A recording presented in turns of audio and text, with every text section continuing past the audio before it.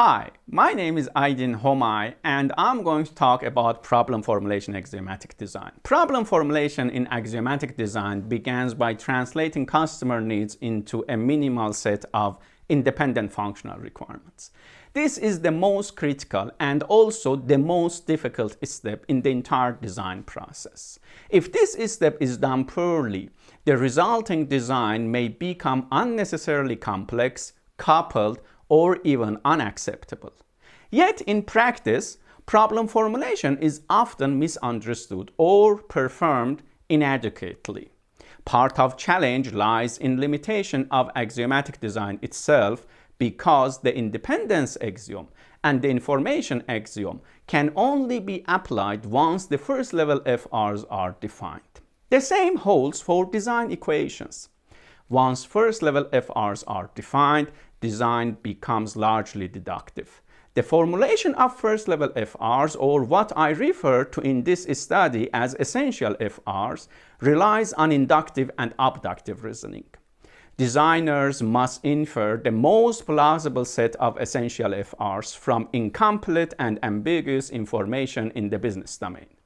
As a result, problem formulation is inherently uncertain.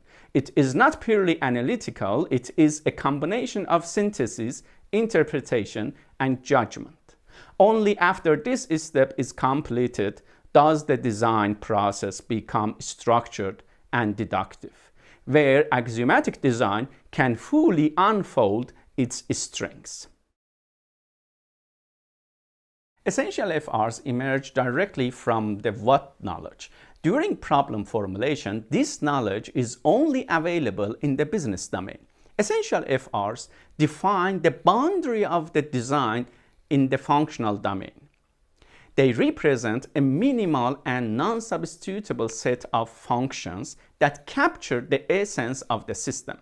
A key property of essential FRs is what I call ontological priority and causal directionality. This means that essential FRs determine the admissible solution space and constrain the selection of design parameters.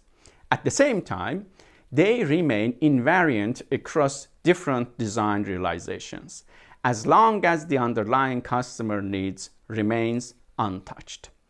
This creates a clear asymmetry in design decomposition.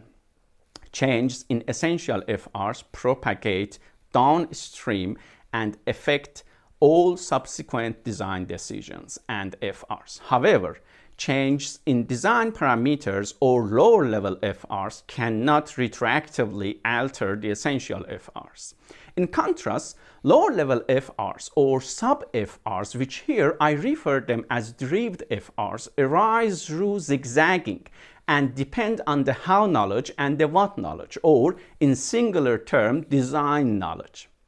As a result, they are inherently solution contingent. Their formulation is influenced not only by customer needs, but also by period design decisions. This simply means essential FRs must be formulated in a solution-neutral environment, whereas derived FRs cannot maintain full solution neutrality because they are conditioned by earlier design decisions in the physical domain. This distinction has a critical implication. Independence must be ensured at the level of essential FRs. Any coupling introduced at this level propagates irreversibly through the entire decomposition, increasing information content and system complexity. Finally, identifying essential FRs requires recognizing non-substitutable systems functions. If one of these functions is removed, the identity of the system itself changes. This makes their correct formulation both critical and non-trivial. A phone's two primary essential FRs are receive a call and make a call. If a device does not satisfy these FRs, it cannot be categorized as a phone. Of course, new advancements in transmission mediums, most notably the adoption of electromagnetic waves, revolutionized the phone's attributes by adding another essential FR, which is the mobility. thereby transforming the phone into a mobile phone. Creativity can in some cases yield truly new essential FRs. When that happens, it can reshape the problem so radically that the resulting design effectively belongs to a different set of business needs. As another example, consider FRs for a vehicle before and after the invention of the wheel. Moving backward became a valued customer attribute only once the wheel made such motion feasible and meaningful. Note that in most cases, the original needs and essential FRs remain a subset of an expanded set of needs and essential FRs. For instance, consider computed tomography, magnetic resonance imaging, and positron emission tomography that all share almost common set of essential FRs with extensions. However, in rare cases, the innovative solutions reformulate the entire business needs and essential FRs radically. Let me start with a simple example. If we reformulate the essential FRs of a phone as receive a call over electromagnetic waves and make a call over electromagnetic waves, we are making a fundamental mistake. We are collapsing a design choice, which is the transmission medium, into the functional domain, prematurely constraining the solution space, violating the independence of FRs by capturing more than one FR in a single FR statement, and obscuring the more general essential FRs that define the phone and the mobile phone category. This kind of error is not rare. In fact, it is exactly the type of mistake that often designers make. The reason is that correct problem formulation requires abstract thinking.